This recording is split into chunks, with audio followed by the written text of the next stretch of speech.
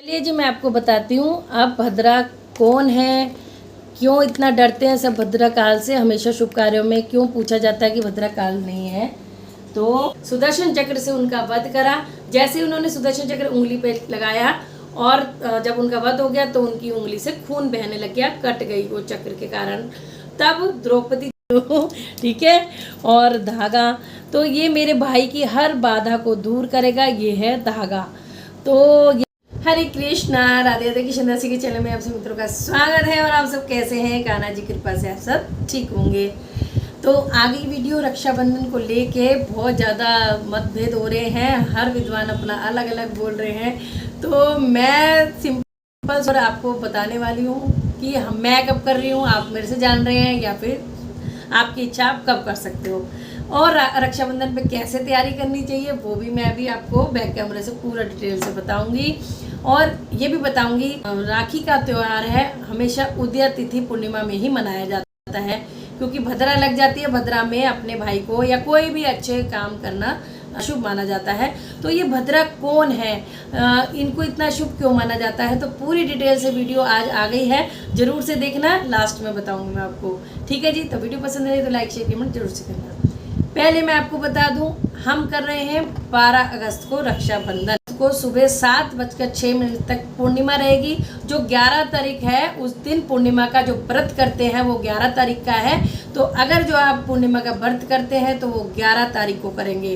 12 तारीख को सुबह 7:06 तक पूर्णिमा रहेगी, लेकिन उदय तिथि होने के कारण पूरा दिन आप राखी बांध सकते हैं, इसलिए हम 12 को राखी बांध रहे हैं। तो आपकी इच्छा है, आप जिसको मानते हो उसके हिसाब से आप राखी बांध सकते हैं, क्योंकि बहुत ज़्यादा मतभेद हो रहा है इस विषय में। मैं कुछ नहीं कहूँगी, मेरे को जो नॉलेज है, जो मैं बता सकती हूँ वो मैं बताऊँगी। तो हम कर रहे हैं 12 को। चलिए जी, आपको मैं पहले दिखाती हूँ कि रक्षाबंधन की तैयारी आप कैसे करेंगे, क्या है क्या नहीं, सब इसी वीडियो में। चलिए जी, मैं अब आपको दिखाती हूँ कि आपकी पूजा की थाली में क्या क्या होना चाहिए। वैसे तो सबको पता है ये इतना पवित्र त्यौहार होता है, लेकिन फिर भी जब मेरे पर रिक्वेस्ट आई है तो मैं ज़रूर से आपको बताऊंगी। आपकी थाली में एक जोत होनी चाहिए, इस तरह से दीपक होना चाहिए जोत का। आप अपनी मम्मी के यहाँ जाएंगे तो पूजा की जो पूजा करते हैं वो जोत भी आप रख सकते हैं, नहीं कटोरी में भी जोत बना के आप लगा सकते हैं। ठीक है, इस तरह से जोत जगा लेंगे। उसके बाद आप मिठाई ले सकते हैं। मिठाई अगर नहीं खाते तो मिश्री भी खिला सकते हैं, नहीं तो चॉकलेट भी खिला सकते हैं। और फूल ले सकते हैं, अगर आपका मन है या आपके पास है तो फूल भी ज़रूर से लीजिए। अपने भाई की आरती कर रहे हैं तो फूल भी आप उनके सर पे इस तरह छोड़ सकते हैं। उसके बाद राखी हमेशा आपको जोड़े से भाई को बांधनी चाहिए, मतलब एक राखी होनी चाहिए, एक धागा होना चाहिए। तो मेरा मन होता है कभी भी हम एक चीज़ नहीं बांधनी चाहिए, हमेशा जोड़े से ही बांधनी चाहिए, कि उसका भी हमेशा वो स्वस्थ रहे, मस्त रहे, और भगवान करे उसका जोड़ा बना रहे।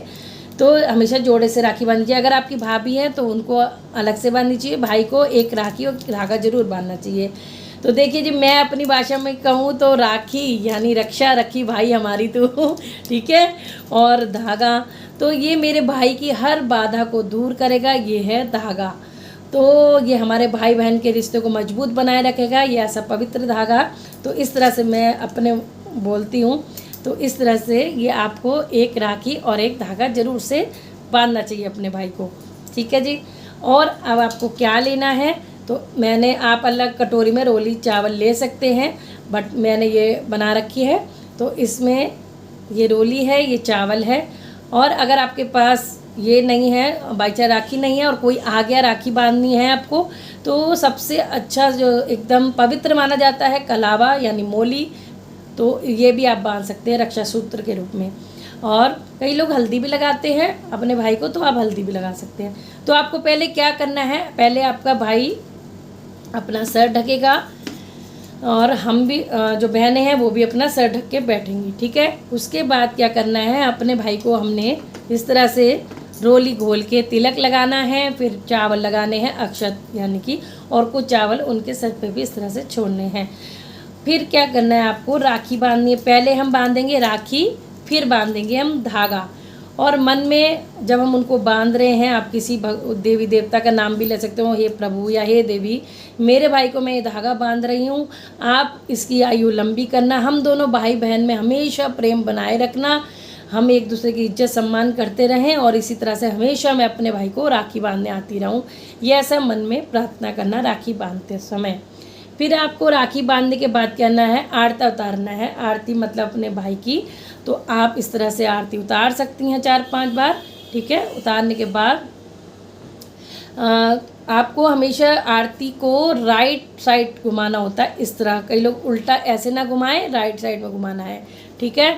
तो जब हम उनकी आरती उतार लेंगे तब भी आप मन में जो आपके भाई के प्रति आपकी ब्लेसिंग है, जो आप मतलब उन्हें आशीर्वाद देना चाहते हैं, वो आप दे सकते हैं कि भाई तेरी आयु लंबी हो, तो खुश रहे, मतलब खूब तरक्की करे और हम भाई बहन इसी तरह प्रेम से रहें और हर बार मैं तुझे राखी बांधने आती रहूं, इस तरह हमारा प्रेम निरंतर बढ़ता रहे, तू हमारी रक्षा करे, हर सुख दुख में हमारा साथ दे भाई। इस तरह से हम अपने भाई से हम आरती करते वक्त उनसे ब्लेसिंग दे सकते हैं और प्रार्थना कर सकते हैं। जब हम ये कर लेंगे, आप पुष्प भी अपने भाई के ऐसे सर पे छोड़ सकते हो, तो अपने भाव है वो कुछ भी कर सकते हो। उसके बाद आपको मीठा खिलाना है। जब आरती कर लेंगे उसके बाद आपको मीठा खिलाना है अपने भाई को। फिर भाई भी अपनी बहन को मीठा खिलाए, चाहे उसी में से तोड़ के खिलाए चाहे अलग से खिलाए, वो आपकी इच्छा है, ठीक है जी। उसके बाद क्या करना है, फिर जो आप अपने भाई के लिए जो भी सामान ले गई हैं, चाहे वो कपड़े हों, चाहे वो फल हों, चाहे मिठाइयाँ हों, तो भाई की हाथों में दीजिए, दोनों हाथों में झोली में दे दीजिए, ठीक है। फिर जब आप उनको ये सब खिला के उनकी झोली में देंगी, फिर भाई भी आपको सामान देता है जो भी उसकी श्रद्धा अनुसार जो होगा। देखिए भाई आपकी लाइफ में भाई है, इससे बढ़कर कुछ नहीं है। हम बहनें अपने भाई को सिर्फ प्यार देने, अपना प्यार जताने और एक खुशी मनाने जाते हैं कि भाई तू सलामत रहे, कम से कम हम हमारे भाई जो हम राखी बांध रहे हैं वो हम हमेशा आते रहे। ये एक पवित्र त्यौहार है भाई बहन का। तो लेने की इच्छा बहनों की नहीं होती है, लेकिन भाइयों की बहुत अच्छा इच्छा होती है कि हम पता नहीं क्या कर दें। लेकिन कोई बात नहीं, अगर आपका भाई बहुत देने में समर्थ है तो अच्छी बात है, नहीं भी है तो उसका आशीर्वाद आपके लिए बहुत है, ठीक है। तो आप उससे अपना सुख दुख कह सकें, ये सबसे बड़ी बात है। फिर जब दोनों, आपका भाई भी आपको जो भी देना चाहे वो दे दे, फिर दोनों जने आप मतलब कि खड़े हो जाइए और सामान रख दीजिए साइड में। फिर भाई आपके पैर छुएगा, चाहे छोटी बहन हो चाहे बड़ी बहन हो। उस टाइम माँ के रूप में, देवी के रूप में माना जाता है, और बहन को तो हमेशा ही माँ बहन देवी के रूप में माना जाता है। तो भाई चरण छुए अपनी बहन के, ताकि बहन उससे आशीर्वाद दे। हम तो जब छोटे थे तो बहुत तेज तेज मारते थे इसको अब भी कर देते हैं, चल भाई तू जीता रहे, खुश रहे। तो ये सब अपनी बहन भाई की वो हंसी मजाक होती है, लेकिन ज़रूर से आशीर्वाद देना चाहिए उसको। तो इस तरह से आप ये राखी का त्यौहार मनाएंगे। अब ये राखी का त्यौहार कैसे शुरू हुआ, इसमें एक पौराणिक कथा भी है, या फिर मैं आपको बता देती हूँ। तो ये राखी का त्यौहार शुरू कैसे हुआ, इसमें कई कथाएं आती हैं। एक मैं श्री कृष्ण और द्रौपदी जी की थोड़ी सी सुनाती हूँ आपको, कि जब श्री कृष्ण जी ने, भगवान जी ने शिशुपाल यानी अपने बुआ के लड़के का वध किया था, क्योंकि उनको ये था कि उनको बोल रखा था कि बहुत गाली देते थे वो शिशुपाल, तो अगर तेरी 100 से ज़्यादा गाली हो गई तो मैं तेरा वध कर दूंगा। 100 गाली माफ़ है, क्योंकि वो श्री कृष्ण को बहुत गाली देते थे, तो 100 गाली माफ़ है। लेकिन उन्हें 100 से ऊपर भी गाली दी भगवान को, तो श्री कृष्ण ने शिशुपाल जी का वध करा चक्र से, सुदर्शन चक्र से उनका वध करा। जैसे उन्होंने सुदर्शन चक्र उंगली पे लगाया और जब उनका वध हो गया तो उनकी उंगली से खून बहने लग गया, कट गई वो चक्र के कारण। तब द्रौपदी जी वहीं पे खड़ी थी, तो द्रौपदी जी ने फटाफट से अपनी साड़ी में से अपना चीर फाड़ा और श्री कृष्ण के पट्टी बांध दी उंगली में। तो वो देख के भगवान भावुक हो गए कि तूने मेरे हाथ पे ये पट्टी बांधी है अपने चीर से बांध के, आज से मैं तुझे वचन देता हूँ मैं तेरी हमेशा रक्षा करूँगा। तो इस तरह से ये राखी का त्यौहार आप उस दिन से भी मान सकते हैं कि जब श्री कृष्ण और द्रौपदी जी ने उनको चीर बांधा था, तो रक्षाबंधन, रक्षा सूत्र बोलते हैं, रक्षा बंधन बोलते हैं, कई चीज़ें बोलते हैं, आप वो चीज़ कर सकते हैं। तो तब से रक्षा सूत्र आप बांधने की जो पौराणिक परंपरा चली आ रही है, तो बहुत ये एक अच्छा भी लगता है। बताते हैं भाई हमारी रक्षा के लिए सब चीज़ करते हैं। तो मैंने आपको बताया कि कैसे आपको बांधना है।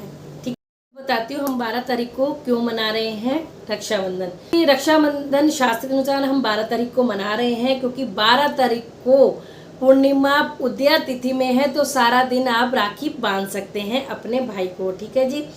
तो इस दिन पूर्णिमा यानी 12 तारीख को पूर्णिमा सुबह 7:06 पर समाप्त हो जाएगी, क्योंकि इसलिए 11 तारीख को आप पूर्णिमा का व्रत कर सकते हैं। लेकिन उदया तिथि को पूरे दिन मान्यता दी जाती है, इसलिए 12 तारीख को हम पूरा दिन राखी बांध सकते हैं। 11 अगस्त को जब पूर्णिमा लगेगी उसमें भद्रा काल लग जाएगा, जो रात्रि में यानी 11 तारीख को जो पूर्णिमा लगेगी उसमें भद्रा काल लग जाएगा, जो रात को यानी कि 9 बजने वाले होंगे तब तक रहेगा। तो भद्रकाल में रक्षा सूत्र नहीं बांधा जाता है और ना ही कोई काम किया जाता है, शुभ काम कोई नहीं किया जाता है। अतः इसलिए सबसे उपयुक्त दिन है वो है 12 अगस्त। तो 12 अगस्त को हम रक्षाबंधन मना रहे हैं। आपकी इच्छा हो तो आप 12 को मना सकते हैं। देखिए मैंने आपको पूरा सब डिटेल से बता दिया है, क्योंकि आप लोग विश्वास करते हैं मुझ पे, पूछते हैं, तो जैसे मैं कर रही हूँ मैं आपको बताऊँगी। ठीक है। और 11 को जिसको करना है वो रात को 9 से 10 बजे तक कर सकता है रक्षाबंधन। ठीक है जी। अब आपको बताती हूँ भद्रा कौन थी, भद्रा लगने से क्यों हम कोई अच्छा काम नहीं कर पाते, एकदम डर जाते हैं कि भाई अशुभ होगा, तो उसकी जानकारी मैं आपको देती हूँ पूरी डिटेल्स, और जिससे सब इतना डरते हैं कोई भी शुभ कार्य करने से पहले। तो पौराणिक कथा के अनुसार भद्रा भगवान सूर्य नारायण और पत्नी छाया की कन्या है और शनिदेव की बहन है। भद्रा काले वर्ण की है, लंबे केश हैं, बड़े दांत वाली तथा भयंकर रूप वाली कन्या है। इनका स्वभाव शनि की तरह भी कड़क बताया गया है। जन्म लेते ही भद्रा यज्ञों में विघ्न बाधा पहुंचाने लगी और मंगल कार्यों में उपद्रव करने लगी तथा सारे जगत को पीड़ा पहुंचाने लगी। उसके दुष्ट स्वभाव को देखकर सूर्य देव को उसके विवाह की चिंता होने लगी और वे सोचने लगे कि इस दुष्ट कन्या जो कुरूप कन्या का विवाह कैसे होगा। सभी ने सूर्यदेव के विवाह का प्रस्ताव को ठुकरा दिया। तब सूर्यदेव ने ब्रह्मा जी से उचित परामर्श मांगा। तब ब्रह्मा जी ने विष्णु से कहा कि बालव कोलव आदि कारणों के अंत में तुम निवास करोगी तथा जो व्यक्ति तुम्हारे समय में गृह प्रवेश तथा अन्य मांगलिक कार्य करे तो तुम उन्हीं में विघ्न डालो। जो तुम्हारा आदर न करे उनका कार्य तुम बिगाड़ देना। इस प्रकार उपदेश देकर ब्रह्मा जी अपने लोक को चले गए। तब से भद्रा अपने समय में ही देव दानव मानव समस्त प्राणियों को कष्ट देती हुई घूमने लगी। इस प्रकार भद्रा की उत्पत्ति हुई है। ठीक है जी। तो हम जब कोई भी कुछ भी मांगलिक कार्य करते हैं, हरे कृष्णा, तो इन्हीं कारणों के कारण हम भद्रा काल को जरूर से पूछते हैं। चाहे गृह प्रवेश हो, चाहे हमने कोई ज़मीन लेनी हो, चाहे हमें मांगलिक कोई कार्य करना हो, तो हम भद्रा काल को जरूर पूछते हैं। कि भद्रा काल का समय हम पूछते हैं। अगर समय उनका है जो 4 घंटे, तो उस समय में हम कोई भी कार्य नहीं करेंगे, उसके बाद हम कार्य कर सकते हैं। तो आप कुछ भी कोई कार्य ऐसे करने जा रहे हो जो मांगलिक हो, तो आप भद्रा काल जरूर से पूछिए पंडित जी से। तो जो हम 12 अगस्त को रक्षाबंधन मना रहे हैं, तो मैं अपने पंचांग श्री राजधानी पंचांग और दिवाकर पंचांग के अनुसार बता रही हूँ। तो 12 अगस्त को ही मनाया जा रहा है। बाकी आपकी अपनी इच्छा है, आप 11 तारीख को रात को 9 से 10 मना सकते हैं, या फिर 12 तारीख को पूरा दिन उदय तिथि रहेगी। जो व्रत कर रहे हैं वो पूर्णिमा 11 को रहेगा। तो चलिए जी, इस तरह से मैंने आपको पूरी विधि विधान से रक्षाबंधन कैसे करें, भद्रा कौन है, कब मनाए, पूरा बता दिया है। अगर अच्छी लगी हो तो जरूर से लाइक शेयर कमेंट करना, और कोई भी ये मत कहना कि उन्होंने ये बताया, उन्होंने ये बताया। देखिए सबके अपने मत अलग अलग हैं। हम जितना देखेंगे उतना हम डावाडोल होंगे, यानी कंफ्यूज हो जाएंगे। तो जो आपको ट्रस्टेड है, जिस पे आपको ट्रस्ट है, आप उस हिसाब से कर सकते हो। तो चलिए जी, राधे राधे।